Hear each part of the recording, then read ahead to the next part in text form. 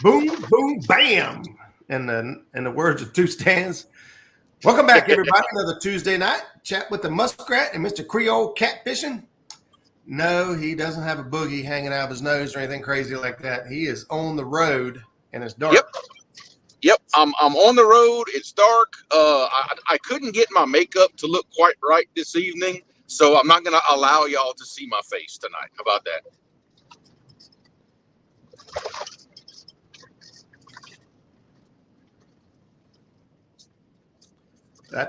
That sounds like a good idea. Yeah. Get the makeup right. I was having a bad hair day. Bad hair. I'm having a bad face day. How about that?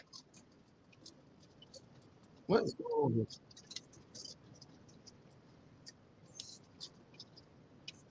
Bad face.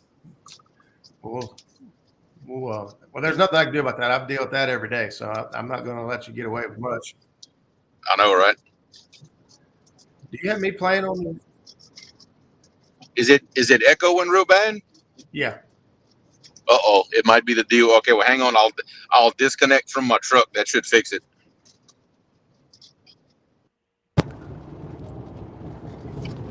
Okay, how about now? That better? Okay. Well, while he is working on his audio, because I thought it was me, I was like, what in the world's going on here? Yes, sir. No, there's a big, long lag and a repeat in your audio. Well, that's not good. Hang on a second.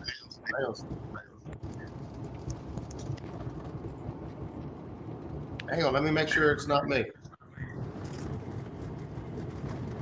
I think it was. I think it was me, actually. There was a window open I couldn't find. Oh, okay. Is it a little better now? It is better now. It wasn't you at all. It was me. Oh, hang on. I'll hook it back to my truck then. Okay. Well, while he is working on that, we're going to say hello to some folks that were hanging out here in chat waiting on us. See, Mike Sampson, subscriber of the year, is here at 1:26 in the morning, claiming his seat for number one. So welcome in, Sampy. If you're still here, he was here at 1 o'clock. He was here at 11 o'clock this morning, and hopefully he's here now. We got Mama Jammer. That's Jackie and the kids out here as well. Pontoon Jody's in the house. Nubby's Catfishing. Jersey River Rat is here. Hello, John Boy. Mr. Kelly Bullock's in the house. Got another weekly spotlight loaded up and ready for us to go. Ready to go this week. So appreciate that. 922 Crappie Barbecue, local guy here. I was chasing some crappie this last weekend and didn't have much luck. We caught some fish, but couldn't get very many keepers. But we did get to take the kids out on Sunday, first time they've been on a boat, and we had a boatload of fun. Pun intended. It was a good time. The weather is warming up. It's tonight's thumbnail. Kind of proud of this one, to be honest with you. My mom is a huge Elvis fan. We grew up listening to Elvis, watching all Elvis's movies. Mom's a big Elvis nut. And so she's had some crazy stuff going on here lately. She was as heavy on my heart when I went to make this one, and it just fit. It just fit tonight. So we got an Elvis thumbnail. There ain't nothing wrong with a little Elvis. Nothing wrong at all. No. Heck no. Let's get on down the line here. We got Benoit Fishing in the house. What's going on, Benoit? Thanks for being. Joshua Perham. I say it different every time. Perham. I got correct. Perham. I got corrected on that one last time. So Perham. All right. We got Brito, aka Lisa Swain, in the house. What's going on? Cold Creek Billy Catfishing. What's going on? Harold Bolton, channel member, tuning in and supporting us. Welcome in. David Smith, Wabash Nate, Stonefly 71. What's up, brother? We got Len Leeper, Catfish Fever and Outdoors. Welcome in. We got Fish On. Welcome. JG Hill Studio. What's going on, buddy? Mike Greenwell's in the house. Mikey putting another tank. I never did see a weight, Mikey. If you got the weight on that one, I was curious. I never saw the weight. That's a big fish. I don't care what it weighed. That's a big fish. Had to be in the 50s, right? At least. I was going higher than that, but had to be. Yeah, I was thinking bigger than that. My guesses were like 60, 70. I know, right? That'd be even better. That was a good fish. I I got a picture. I'll show you guys later. I got a buddy out on the river today. Caught another 60-pounder out of the Ohio River. So Nice. What's that? I said nice. That's one more that the Pale Acres ain't got. You are absolutely right. Kevin Walters is in the house. What's going on, buddy? Daniel Barry Sports Highlights. What's happening?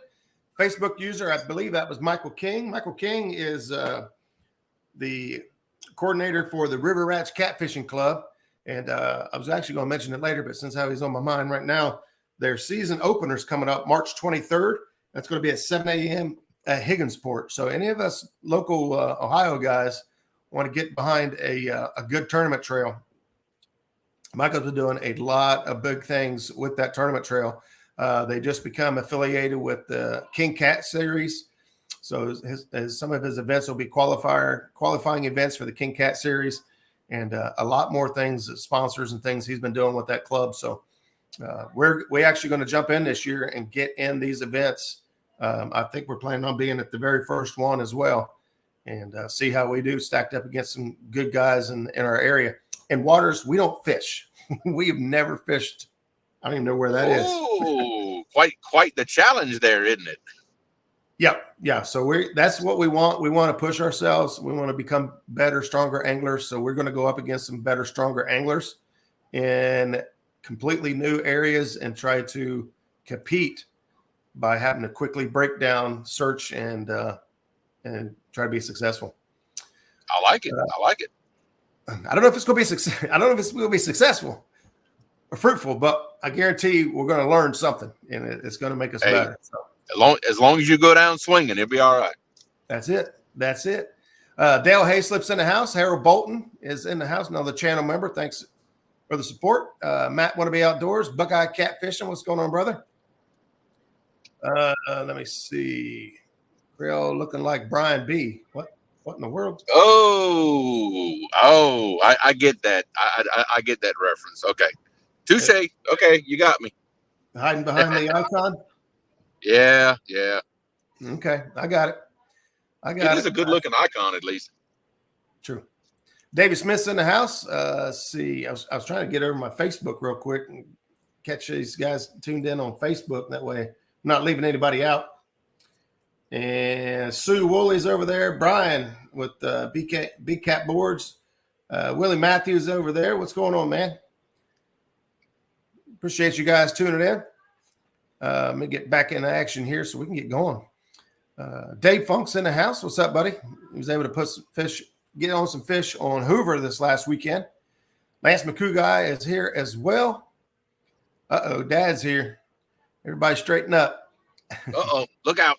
Got to spend some good time with mom and dad this morning. Mom's, as you guys know, mom's been dealing with a lot of issues over this last year, and she's getting ready to face her biggest struggle, her biggest obstacle yet. So some thoughts and prayers could definitely go a long ways for her. Absolutely, brother. We got some tough news today, but we're going to get right on through it. We'll get right through it. She's tough. Buckman 22's in the house. What's up, brother? Paul Edmonston's here. I'm going too slow. Jerry Parker's in the house. Buckeye Catfishing. Eddie Gross. Yes, I got sidetracked. Cutting up with Creech. What's going on? Hey, that is the man, the myth, the legend right there. What's up, Creech? Is that Michael Creech? That is the one and only Michael Creech. Is that the one and only Michael Creech in Indiana? No, Michael Creech from Mississippi of River Cats Tackle. Yeah.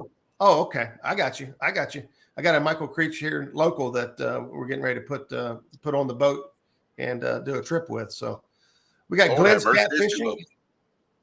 Yep, that's it.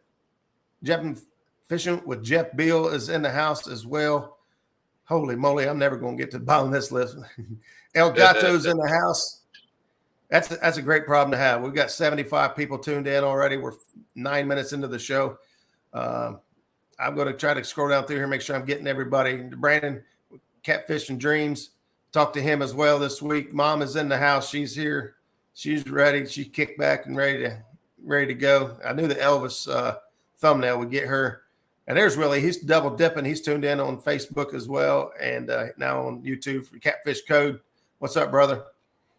Let's see what's going on. Sean T outdoor looks like I won't be fishing for a while. I'll start 7.5 weeks for the next 4 months. Oh my. Oh wow.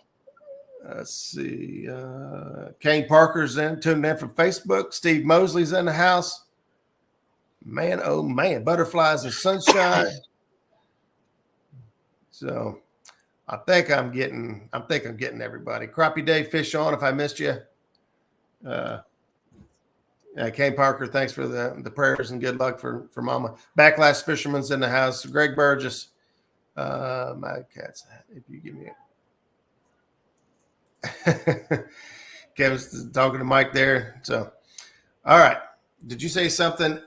Someone else owns tackle place in Wheelersburg.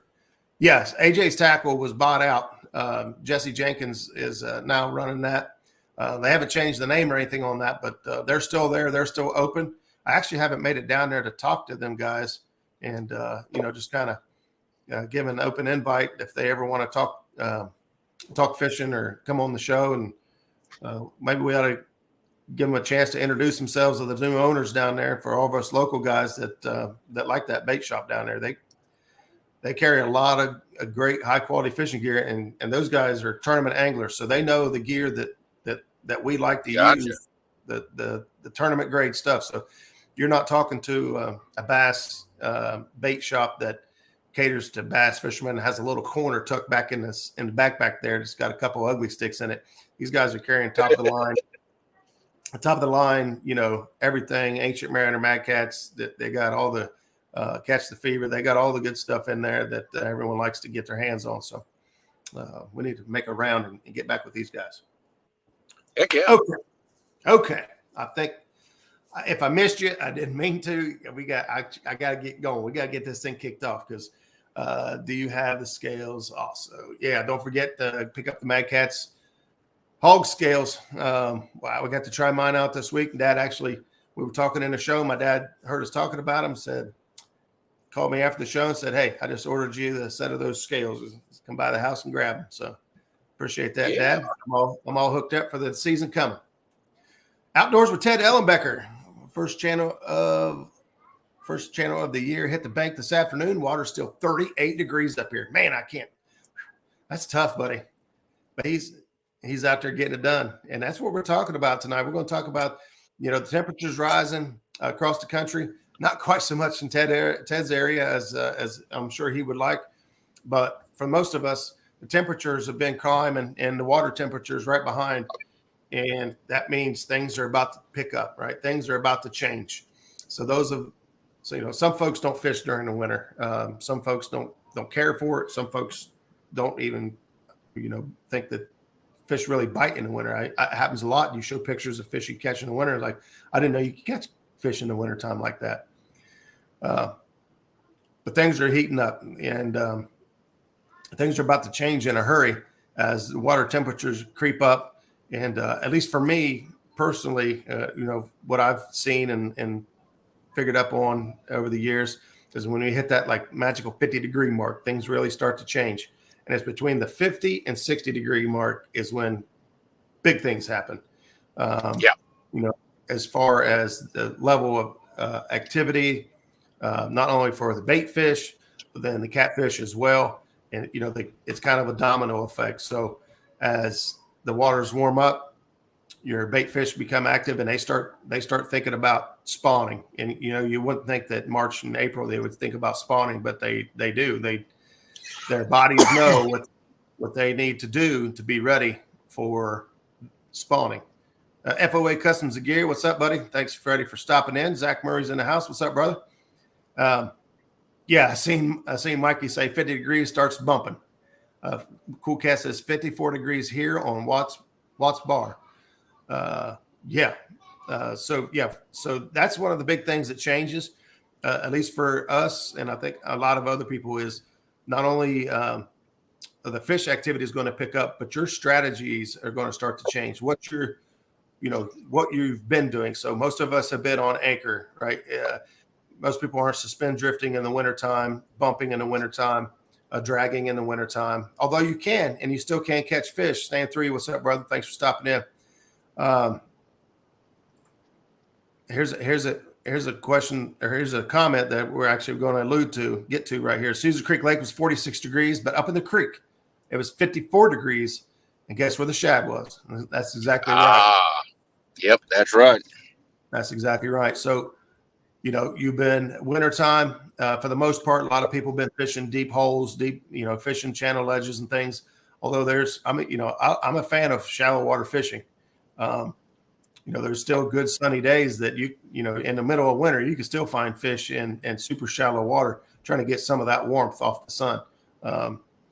But right now, things are really going to change. The backs of your creeks are going to start getting really warm.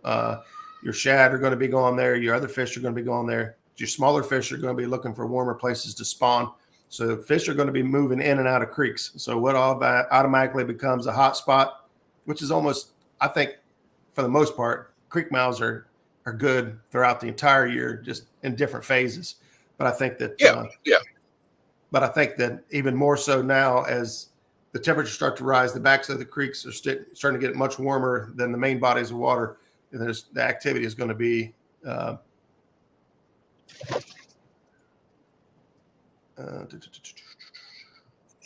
because I know in our river right now, the one of the biggest changes that we see this time of year when that water temperature is picking up mid-50s or so is all the shad, all the bait fish want to start moving, and I find they start congregating in those big current seams a lot more.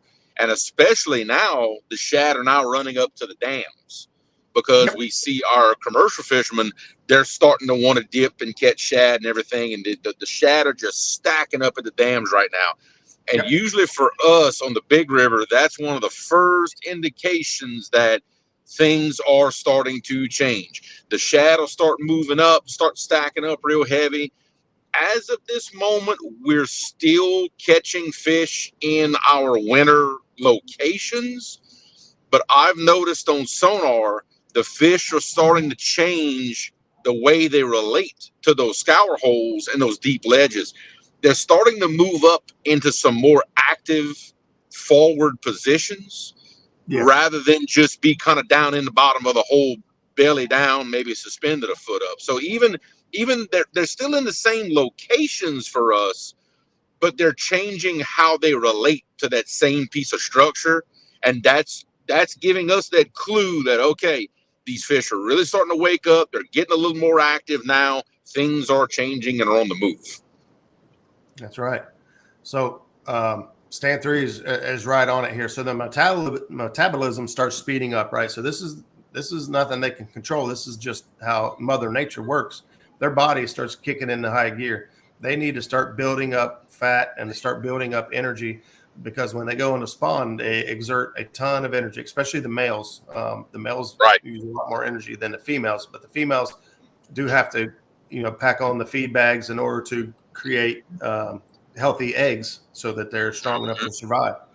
So big baits. I start upsizing my baits this time of year. As it warms up, like I said, after that 50, 55 degrees, that's when right now we're still right around 46 degrees, I believe, 47 degrees. But the fish are active. We've got some stuff going on out there now. I got a buddy, like I said, it was out today, and see if I can get him pulled up here. I need to.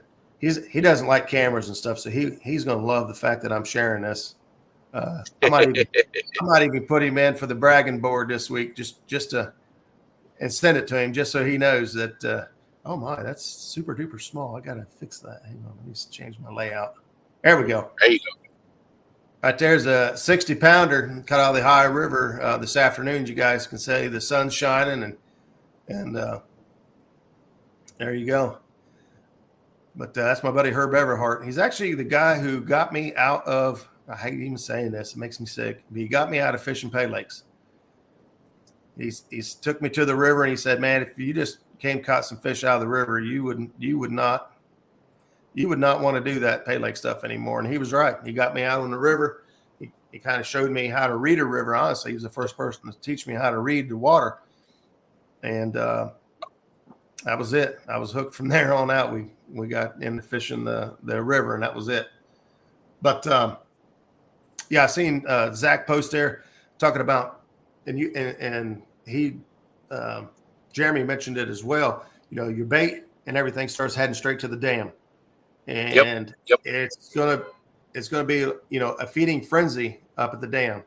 Uh, you know, Generally your fish, your catfish, they don't live at the dam, right? That's not a place to live. You hear stories about Volkswagen sized catfish living at the dam; they never leave. But in all reality, I don't think that that's a sought after place. There may be a few nooks and crannies that they can hang out most of the time if they want to, but for the most part, your dam is a place they go to eat, fill up, and then they back off and go back down river to wherever they want to be. Get warm, get shelter, whatever it is. But hang on. Yeah, I'll completely agree with that because I do a lot of dam fishing right here below our big hydro here, and I can't ever remember marking inactive fish at that dam because every dam's going to have those humps that they Right. hide behind. They are either in active positions behind the humps, ready to feed, or they're not there at all. That's it. So, that's basically how we attack it. So we go up to our dam, we take a look. The fish are either really there or they're not. We don't really have to see many fish because they're moving around so much.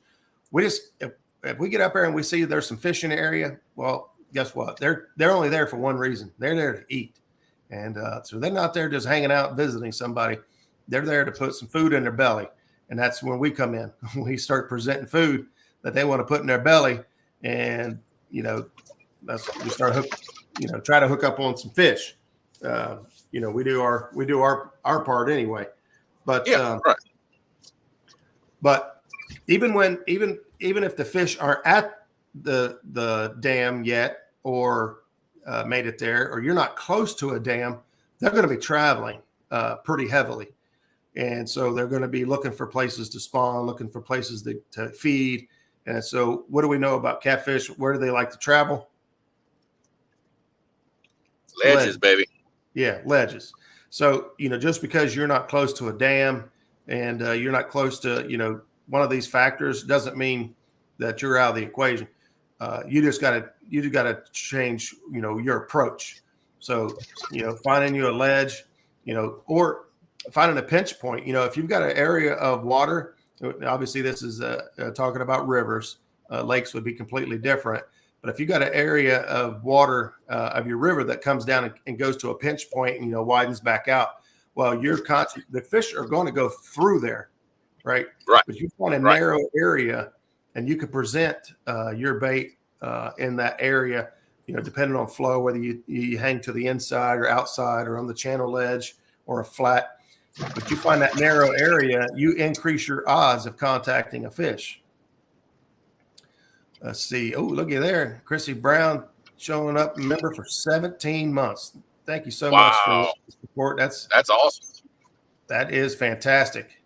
Now, I know in our area, and this is typical of most of your bigger rivers. During the time of year that the water temperatures are rising, you've also got a couple other things happening all at the same time. It's springtime. You've got the rains that come. You've got rising and falling waters.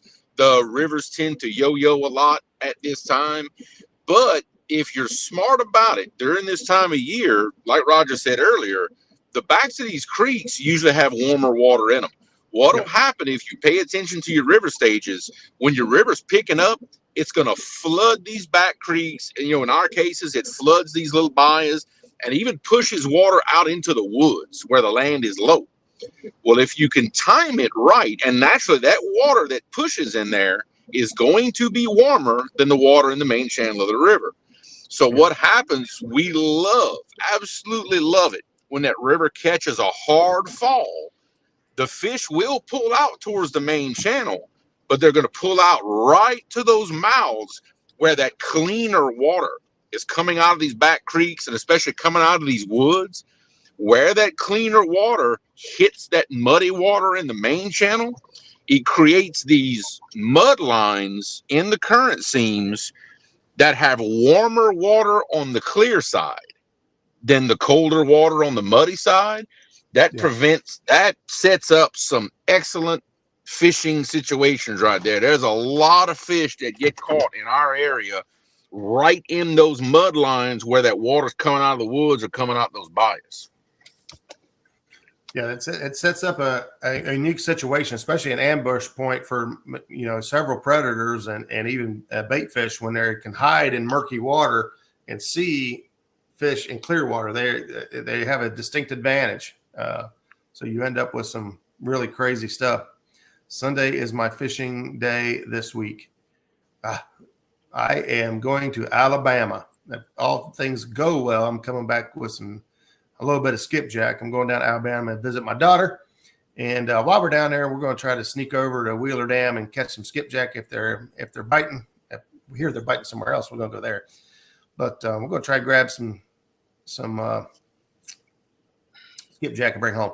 Pontoon Jody asks, is it time for donkey baits? Well, according to James, your water temperature is 54 degrees. And for me, not quite. That's good enough. 54 degrees, I'd start throwing a lot bigger baits. Maybe not donkey baits. 60 degrees is, in my opinion, donkey bait. Right. You can definitely upsize, yes. And water temperature itself does not rule everything. Guys that have been in this a long time will also tell you that, the catfish go by hours of available daylight. So it depends on what region of the country you're in that the water temperatures tend to start triggering things on and off. Way down here, if 50 degrees was my rule, the fish would be waking up in late January. For me, it's a little closer to 60 degrees. If you're way, way further north, maybe upper 40s might be kind of when they wake up a little bit. So it depends on a little where you are.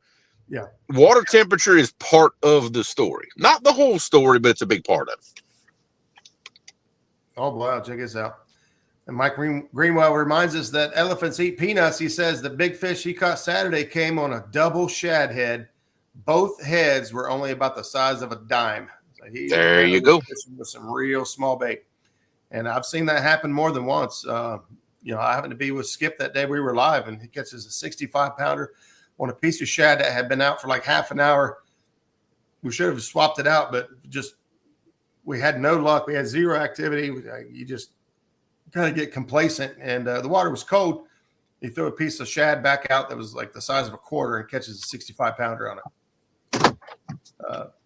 So you're going to have, there's no absolutes in fishing at all. Just like Stan 3 said earlier, I wish it was 1 plus 1 equals 2, but it's like 3 plus pi equals 4 and plus X, or something, there's so many variables in there that and there's no way to get an absolute. No. 1 plus 1 doesn't equal 2 in your own waters from week to week, much less, let's say, from me to Roger or from me to Stan. You can take a little from everybody, learn from it, pick up a few things, but your own waters are going to be a little different than everybody else. It shouldn't be a surprise to anybody by now, I guess.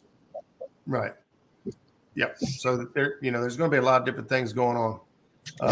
Me, I like. Go ahead, buddy. No, I'm good. In fact, in about 2 minutes, Roger, I'll be passing through my little dead spot. If I lose you, I'll jump back in when I'm on the other side of it. Okay. All right, buddy. So, for me, I like shallow water fishing. Zach and I have gotten ourselves into some real shallow water.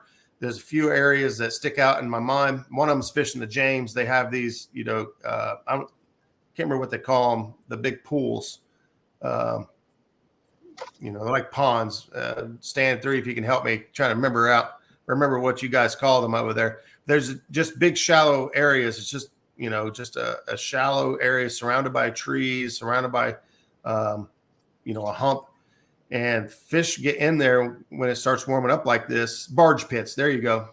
Thank you, Austin. These barge pits. and they're shallow flats. And we got into there and we would mark a ton of fish, and we would set our planer boards out and we would start dragging in 5-6 foot of water. Well, sometimes we get hit. I guess it depends on how active the fish are. But talking to a couple highly successful tournament anglers at Catfish Conference, we were told that, to keep this in mind. First of all, there's no such thing as too shallow of water. And I know that from experience fishing with guys like Chris Souders and others that have said that they've caught fish when they seen their back out of the water. And we've seen fish in super duper shallow water. The thing is once you get that shallow, everything you do is alarming. So you can't run your big motor. And, for us, we like to, if we go less than 8-10 foot of water, and that's an area we're planning on dragging, we're on the trolling motor. Big motor's out. If we get super shallow and we think we're going to fish it, cut the trolling motor out altogether and set up on an anchor. Do not spot lock, and don't try to spot lock in 5-6 foot of water or even less. There's lots of guys that will just beach a boat, because at that point you're not creating any disturbance. You're quiet. So going stealth basically and trying to become invisible as if you're hunting these fish. For those of us that hunt, kind of understand that to be unnoticed and to undisturb the area is the advantage. And at that point, you fan cast your baits and set up and wait. A lot of guys will even free line at that point and not even use sinkers to create splash. There's no, if you're back in an area like that, there's no current anyway. So free lining baits, setting up in super shallow water, and waiting for the activity to come to you, because they will. I think many times, I know us, I don't know about the rest of y'all, but I know many times we have spotted fish in shallow water and then try to drag and grab them, and it just didn't work. I did it just this last November, went down to Wheeler fishing with Doc Lang, and advice everyone saying, hey, the fish are super shallow. We went in after them. I marked fish in 3 foot of water, set out the planer board, started pulling, towards 5-6 foot of water. Couldn't catch fish. Thinking about it now, I was like, yeah, that kind of made sense. We should have just dropped an anchor and sat there and fan casted and been real stealthy and quiet, instead of running my trolling motor 6 inches off the bottom and stirring everything up. So, there you go. 922 says you could also drift with the wind. At that point, even in 3 foot of water, 2 foot of water, there goes Jeremy. So we knew that was going to happen. In 2 and 3 foot of water, your boat's still going to spook those fish. If it's moving over, in my opinion, that's just my opinion. Most of this is just my opinion. Some of it's stuff I repeat, but always remember that, the things you hear here are generally our experiences, things that we've seen and learned over the years, and things I've picked up through, watching others and talking to other anglers that I feel are much more knowledgeable or more successful than I am, and I pass that along. But being in super shallow water, man, I'm looking forward to it. You got a lot of people that are doing different things as far as like, hey, there's Skip, Clear Ray Outdoors. What's up, buddy? What the heck are they called? The poles that everybody's using on the back of their boats. Power poles. There we go. A lot of people, got the power poles out. A lot of us, we ain't got that kind of money. So they do have a lot of other options out there that, attach to the side of your boat, and you can buy these fiberglass rods and things on Amazon even. And it's a power anchor pole that you just push down. You put one on the back corner of your boat and one on the opposite front corner of the boat to prevent you from twisting and turning, keep you situated. You just go in real quiet, set yourself up, and have a ball when you're in that shallow water. Switching from the boat to the kayak in shallow water can be a game changer. When you're talking about being stealthy and being quiet and that type of approach, Yes, absolutely. A kayak will definitely set you up for success much quicker than coming in with a big boat. Current is pretty slow right now, John Boy. Hopefully, I could do some dragging. Yeah, and so that's one of the things we've trying to get to earlier was, as these water temperatures move up and these fish become more active, your abilities to do different techniques is there. So we most of us love bumping. Zach and I, we absolutely love to bump. Got Jackie addicted to bumping. She's learned how to bump in like 10 minutes, and now that is her favorite way to catch a fish. And I see a lot of people in chat here that really love to bump. But even if you don't like, bumping ain't your thing, suspend drifting, covering water, or if you're in areas that are slow enough, you can start dragging for active fish, and you can start dragging at much faster speeds as the water temperature goes up. Now I don't know where I picked this up, but I've always used it as kind of a gauge. But Skipjack City, what's going on? Thanks for stopping in. For me, dragging, I've kind of always based my speed on on the temperature. For instance, if it's 50 degrees, I'm 0.5. If it's 40 degrees, 0.4, 30 degrees, 0.3, 70 degree water, 0.7, and so on. It's kind of a rough draft, kind of where I start there, and you kind of go plus or minus depending on what the fish are doing. One of the techniques I really like to use is do some zigzagging with my boat when I'm pulling planer boards, because when you cut one way, your boards on the outside sweep really fast and they go faster, while your boards on the inside actually go much slower. So if you swing this way and then swing this way a few times, if you happen to get hit on the outside each time or the inside each time, it'll kind of tell you that the fish are wanting faster baits or slower baits, and you can adjust your speed. Or you could just take off dragging at whatever speed you feel like, starting out 0.5 whatever that speed is for you. But for me personally, I like to drag as fast as I possibly can, as fast as I can still catch a fish, as fast as I want to go.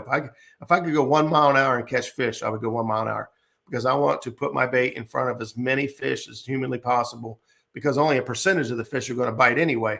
And so if I increase the number of fish that I present my bait to, theoretically, the law of averages will be in my favor, and it'll be greater odds of hooking up on a fish, contacting several more fish.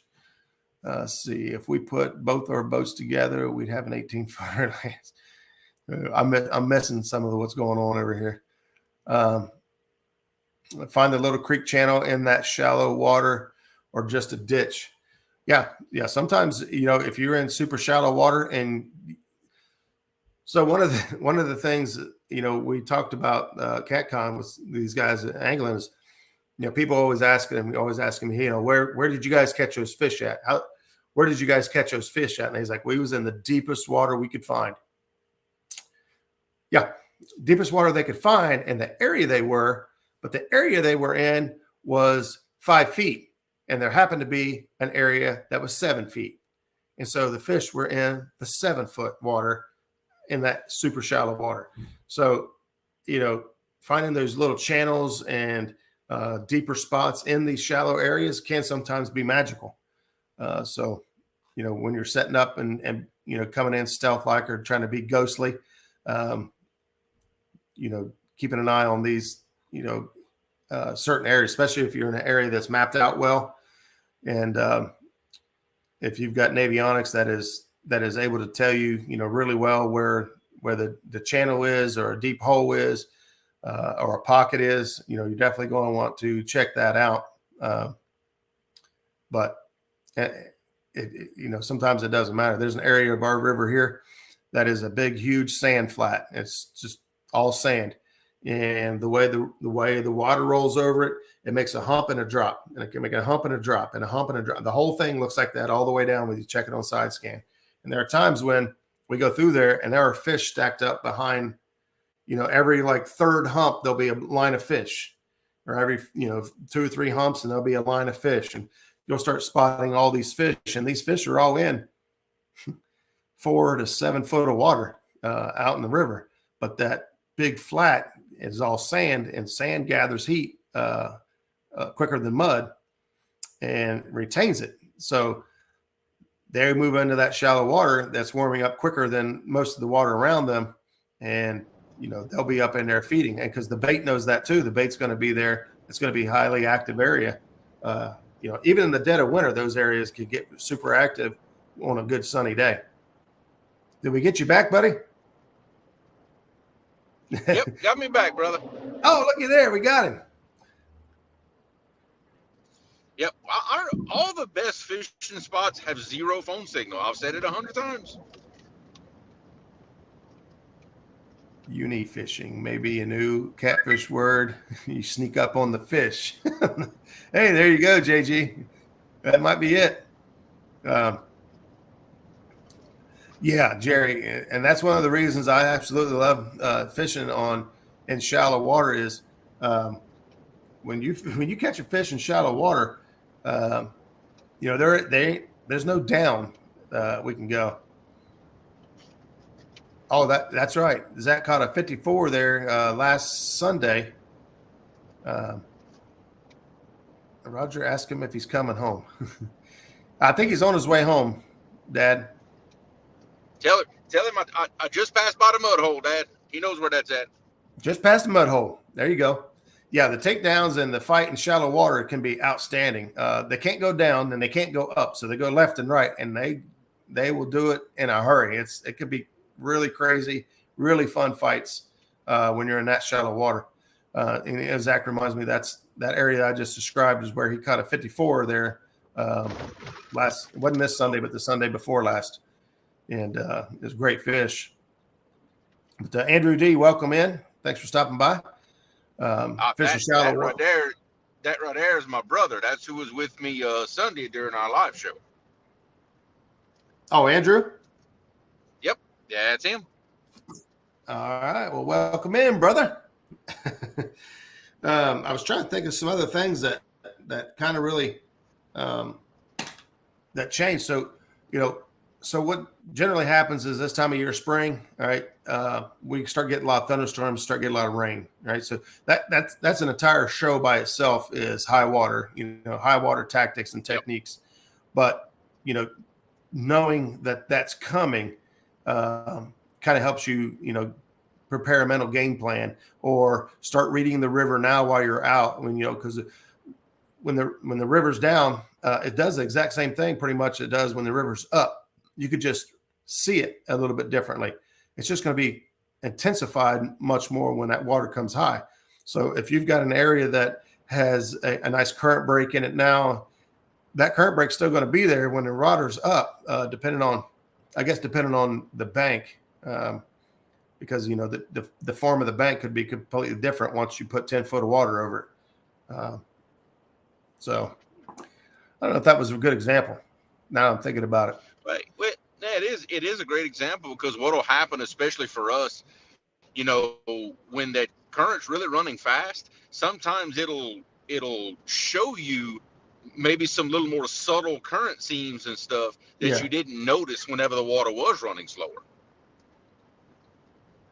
Yeah, that's true. The only problem with that is like our water goes crazy high. So, our water will jump 20 to 25 feet. And so what was normally a rock point that sticks out that creates an eddy is now 15 feet underwater. And there's still something going on there. But now you have 15 feet of fast water over top of it. That's not going to allow you to, it's not going to present itself in the same way. Right. That makes sense. Right. Yeah, you got it. Yeah. And we have to do the same thing. Ours doesn't go up and down nearly as fast as y'all's does. But we do see those extreme up and downs, and it totally changes. There's some structures that I fish that for part of the year, they're completely out of the water. But then when the water's high, that becomes a fishing spot for me. Yeah. Yeah. And that's same here. We've got some spots that we got areas that are really good when the water's super high. Like you guys seen us a while back in a video. We know that once our water gets rolling so high, they have to shut down the hydros, right? So we have no water coming through the hydros. All the water's coming through the dam. So where did we go fish? We went to the dam, and the people are like, "You're nuts." No, what it was is the hydro is not going to run because there's so much water going. I don't know if it's for debris purposes. I'm not 100% sure on the reason why. Zach probably does know why. But we know that the hydro does stop running, and that area becomes calm water right next to violently fast water. And guess where the fish are? The fish That's a load good, up. yeah, that's a good area right there, right just out of that fast current seam. Oh yeah, that'd be a good Yeah. spot. Yeah. So, we know that, there's areas that are really good and provides opportunities to us when the water's super high, and we know where to go when the water gets super low. And so, and that's just from time on the water, years of data, years of, trial and error, days when, you know, days when everything went right. You think about what was right. We try to look at the conditions, the barometer, the time of day. We try to look at all that stuff when we had a really good day, just as hard as you do when you have a really bad day. Because when you have a really bad day, we look really hard, right? We want to blame everything. The pressure was wrong. There was a front coming in. The temperature was low. There was a banana on the boat. I mean, we'll blame anything. The moon was full. We'll look for any excuse when it's bad, but we got to make sure as anglers we take that much effort into when you have a good trip or a good day, because that information is just as valuable as the bad days. And so, we've got a pretty extensive knowledge, at least in our area, and which is why it's going to be so challenging for us to travel to a new area and learn to fish, is because we don't know nothing about it. We're pretty comfortable in our area. We know a lot about the conditions, and it doesn't matter how much you fish it. You're never going to know it all. If you think you do, you're just fooling yourself. But we're pretty comfortable in our area, so we're getting out of our comfort zone and going to start traveling to areas we don't know and try to fish against people that we don't know and see how we do.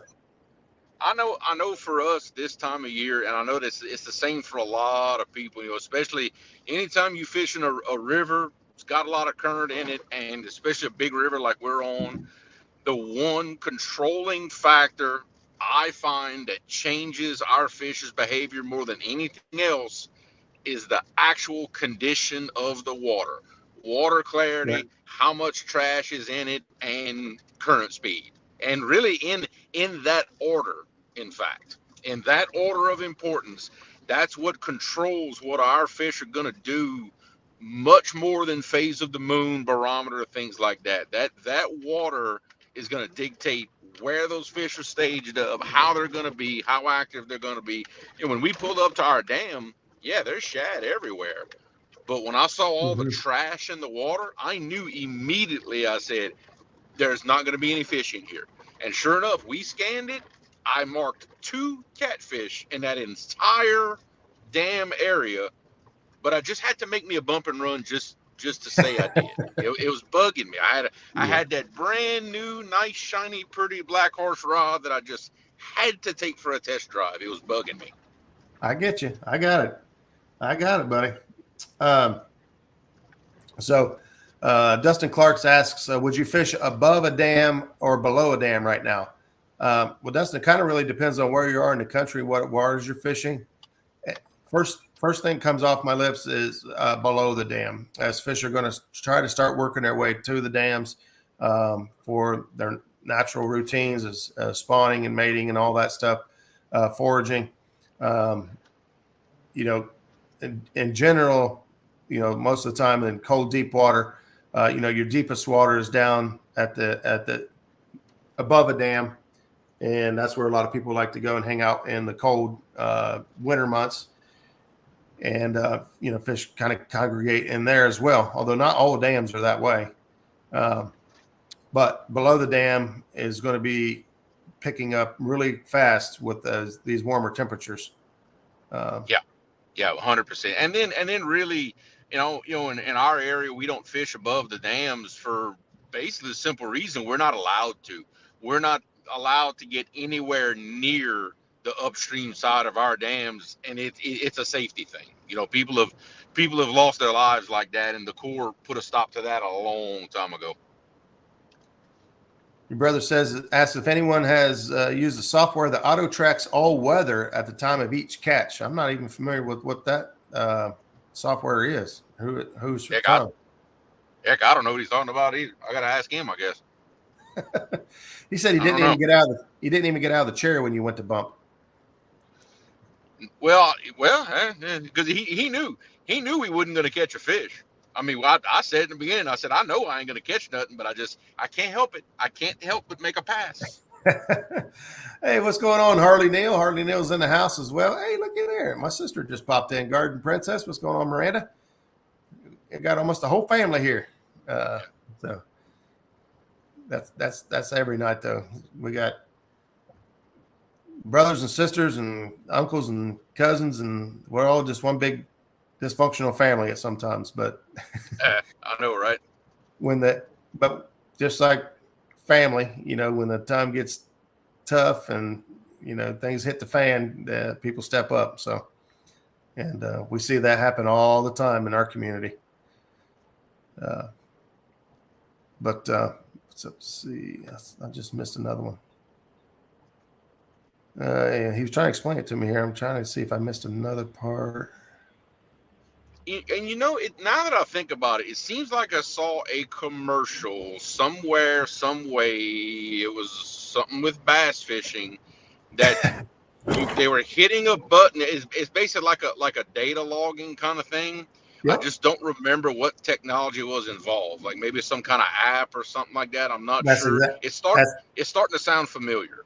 That's exactly what he said. He said you push a button on your reel when you catch a fish, and it tracks it. So basically, I'm going to assume this basically takes a timestamp of, gotcha. what all conditions and scenarios were going on. I'm sure you have to set that up for whatever, but it is a cool idea if it gets out there.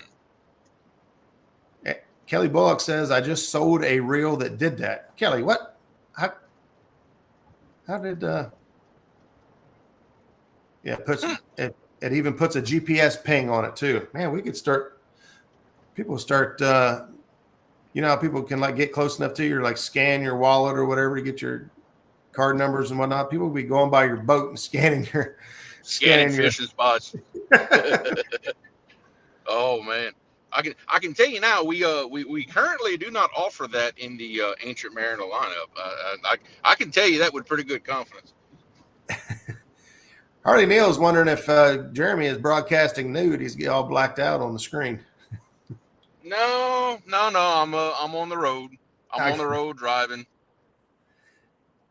Kelly says, "Man, we're not spending enough time at Walmart." Kelly Bullock says it was a 7000 series spinning reel from Walmart that has Bluetooth. What? Yep. There's got to be a punchline to that somewhere. If so, I don't know where it is, but it's possible. Huh. Well, now. So, let's see what I was trying to do here. I'm really looking forward. I have to be perfectly honest, and everybody can either agree or disagree with me on this. The what I call the spring transition, whenever we're going from winter to springtime fishing, I'm probably no more excited to fish that time than any other time, just because the weather's kind of coming around, the river's coming up, everything is getting together. But to be honest, that up until recently, that's been a time of year that I've struggled year in, year out. Up until recently, we're finally, learning from other people and kind of getting a few things figured out. But that's always been a tough time for us to consistently get on fish, is this spring transition. I don't know. It always fought me there for a few years. Yeah. Yeah, for us, it just looking back at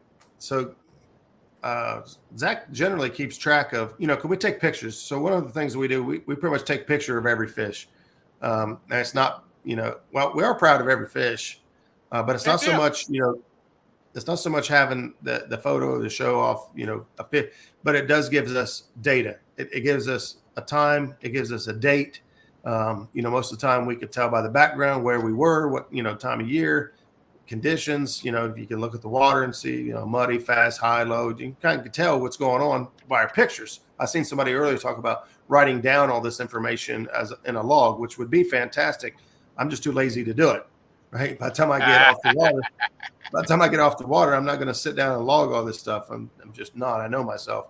But these pictures do tell us a lot of stuff. And so a lot of times Zach will sit down at the end of the year and he'll kind of tally up and give us an outlook of how we did through the year. And, February is a very slow month, but it picks up quick. I believe in March, April. I can't remember what the highest months are. It's actually surprising.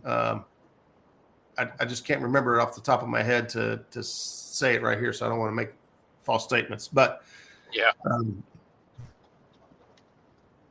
Aaron says 342 catfish off of this dock in 81 days last year. Wow, that's impressive. Yeah. Love may produce some of my biggest fish of the year. Love may produce the biggest fish of your year. Jerry Parker. Huh. Kelly Bullock says he sold that reel at CatCon at the swap shop. Well, I'll be dang. Yeah. No, for us, being able to start doing more things, bumping is obviously huge. Suspend drifting. Suspend drifting is effective, but if I had to choose, I would take dragging over drifting. I like knowing that my bait's down on the bottom. And I got to be honest, dragging with the weights we've been dragging with for the last couple of years, we are dragging through stuff. I don't know, I say this all the time, but we're dragging through stuff we never thought we could drag through before. So we've been catching fish we thought were not catchable, at least in standard, fashion. By the way, we were dragging.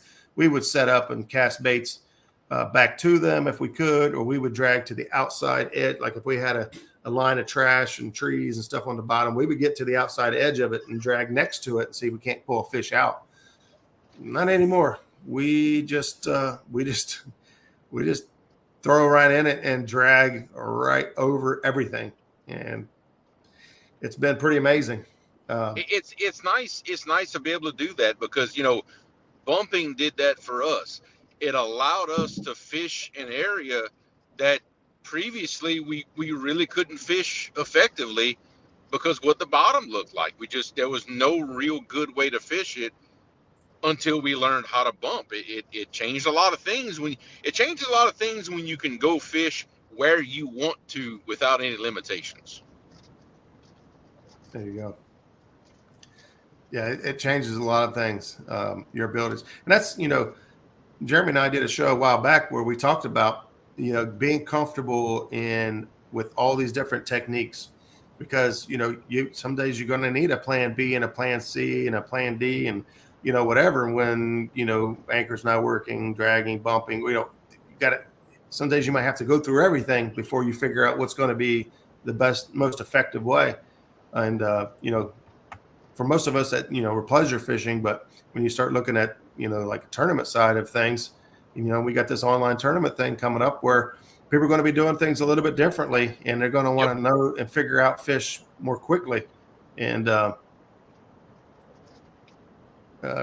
Roger, just so you know, my new PB came on a swing rod, drifted onto a ledge near the bank.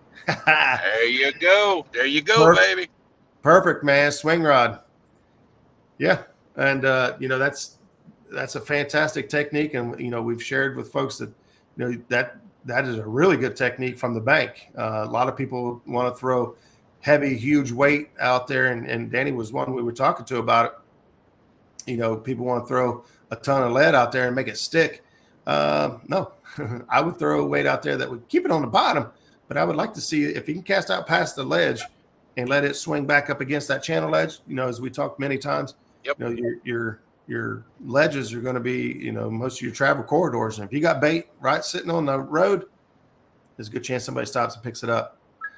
Yeah, I will say with a lot of confidence that way over 50% of our big fish in the past few years has been caught on a swing rod of some kind. I can promise you that. Yep. Just sent you the photo, Roger. I seen that. I heard it ding in. Well, I'll take a look at that. Let's go ahead and Kelly's in here now.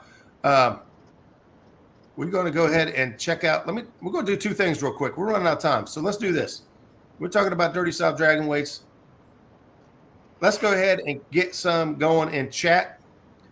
We'll go ahead and give a 5-pack away from our friends over at Dirty South Dragon weights. And while you guys are typing away at that, let's tune in and check out this week's Spotlight brought to you by the Bullock Experience. So get your entries in for Dirty South Dragon weights. We'll come back and give it away right after this clip.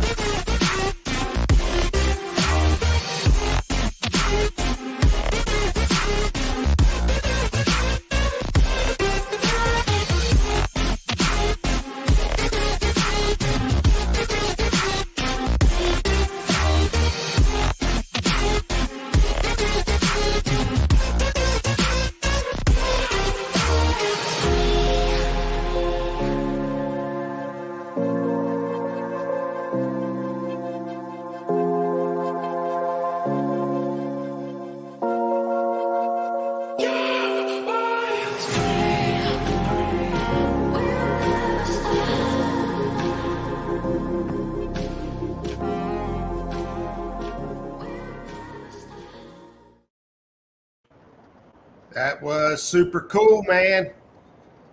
Our brother Richard and Stephanie over at Fishing and Freedom. Did we lose you? We may have Nope, lost. I'm here, buddy. I'm here. Oh, I got you. Hey, so well done. Thank you again, Kelly, for that. Again, if you guys want to be featured on one of these spotlights, just send Kelly Bullock some photos. If you're not sure how to get a hold of him, get a hold of me or Jeremy, and we'll put you in the right direction. But that was a great video, and you could tell. I'm pretty sure Richard sent the pictures in because most of them were Stephanie. Smart man. He's got it figured out. Smart man. That's right. Well, because when we take our significant others out, whoever you are, where you're from, 9 times out of 10, you're happier putting them on fish, and we've talked about that. But you could tell that's what happens over there in that scenario. Is he's happy to see her catch some fish, and he's super proud of her. So way to go, guys. If you guys haven't got in, you see it right there on your screen. You got Dirty South Dragon weights. Pick you up some as the waters are warming up and it's getting time to start dragging. You like to have a set of these to try out. It's what we found confidence in and what I've been using. It's worked best for me. Not to put any others' products down. There are lots of people out there that make dragon weights of different shapes, sizes, and applications, and some may work for you better than others. But for me, this right here is what I prefer to use. They have really changed the way I fish, and Zach too. I'll be honest with you, it changed the way we fish. So you guys give it about 5 seconds. We'll let her go in 5, 4, 3, 2, 1. Good luck, y'all. We'll send it around the world. Maybe not around the world. Glenn's Catfishing. There you go. Glenn's Catfishing. Congratulations. If I've got you on Facebook, hit me up there. If I don't have you on Facebook, you can email me at rdementjr@yahoo.com, scrolling across the bottom of your screen. And congratulations to you, man. I've been wanting to try those, Curtis Cunningham. Well, Curtis, get a hold of those guys. You can go on Dirty South Dragon Weights. Just, I think, let me see where I have there. Well, I don't want to, I'll run it for a second, but there you go. It's Dirty South Dragon Weights. .com. So it's super easy to find Dirty South Dragon Weights on Google and get you in on that.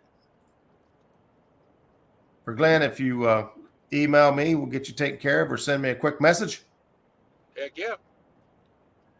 And if you want to, there we go. We're just going to do a whole little infomercial here. We can head on over to River Cats Tackle. Use code Creole10 to save yourself 10% off over there with River Cats Tackle. Baby. Those guys are using all kinds of, those guys are selling all kinds of gear, rods, reels, terminal tackle. I can't even keep up with everything that these guys are doing right now. I know we picked up. And there's much, much more coming down the line. We are in the middle of, I'm trying to think of how I can say this without giving too much away, but we are right in the middle of bringing some more products to the market. Very, very soon. Y'all keep y'all eyes open. Y'all are not going to want to miss this when we introduce them. There you go. If that doesn't get the hair raising on your arms.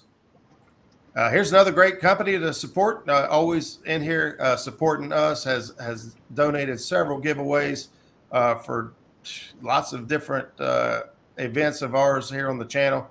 No affiliation link, but just a good friend. I'd love to support local guys, especially good guys like this. Kevin over at Monster Cat Catfishing. Be sure to check him out as well. And you can always head over to Slunger Cat Outdoors. This is Mr. Chris Souders.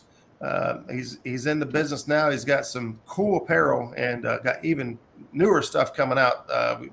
He's been working on this last week. We've been kind of getting the inside scoop on what that's starting to look like. Some really good looking gear coming out, and obviously pre-tied rigs. The stuff that he's been using for years. You're looking at Boss Cat.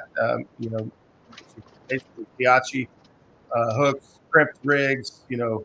Heavy duty gear that he's been using. You head over there to Slunger Cat Outdoors. You can use code Muskrat10. Save yourself 10% off over there. In fact, Chris even sells the actual stuff to make the crimped rigs, like the crimps and everything themselves, right? That's it. Yep. I need to get me some. I'm running low. See, there you go. Yep. You can head over there and buy your crimps right from him. You're getting the right size that you need, and perfect. And be all set up. Or I'll tell you what, his prices ain't bad. If you can just go through there and pick out the rigs you want, have them sent and shipped to your house. His shipping is really fast, and you got a fishing trip planned up, and you ain't got time to go get you can usually get the stuff from him faster than you can get the everything to crimp, everything, the hooks and the leader line. You can usually get it from him and already done to your house quicker than you can if you go try to piece it out yourself and then tie it yourself. So there's that. So that concludes the QVC part of the show. Yeah, we're trying to keep the lights on. That's right, baby. Hey, that's right. That's it. So guys, we appreciate you guys hanging out with us. See, is that 3 nights showed up? Is that Don Knight? Welcome in, buddy. If I missed you. See, Cutting Up with Creek says we hitting a growth spurt. That is an understatement right there. This is going to be like some Jack and the Beanstalk looking stuff. You wait and see. I've got to talk to the folks for a little bit and kind of get an idea of some things that are up and coming, but I'm sure you guys got a lot more up your sleeve than what I know about. But yeah, baby. Yeah. All right, Don, man, I appreciate you stopping in. We're getting ready to head on out of here. We appreciate you guys so much coming in and spending your Tuesday night with us, and we'll get things set up again for next Tuesday night. And Jeremy, you got anything for everybody? Hey, appreciate everybody. I really appreciate everybody that stopped in the live Sunday to come watch me hang out, fish, me and my brother. I know it's been a while. I promise I will do more of it for y'all. It's been way too long. But until then, bon pêcher, everybody. All right. We'll catch you guys here next Tuesday night. Same cat time, same cat channel. Good night. Good night, everybody. I went to hit the peace sign and gave him 3 fingers. Oh.